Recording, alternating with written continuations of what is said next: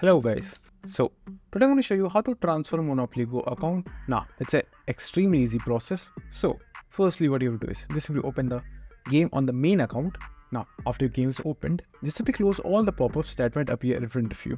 And after that click on the three lines at the top right. Now after that click on settings, then click on connect account, and right over here whatever way you may be using to connect your Monopoly Go account, just simply disconnect it.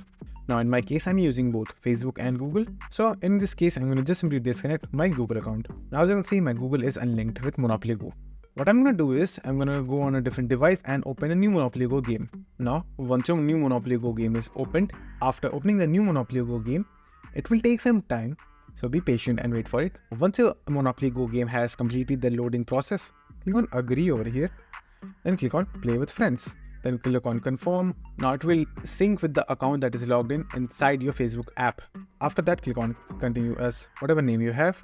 Now the Monopoly Go game should see your account, as you can see right over here. So it automatically detected my account over here. Now choose the account by just simply clicking on it, as you can see right over here. Then click on OK. Then click on load account.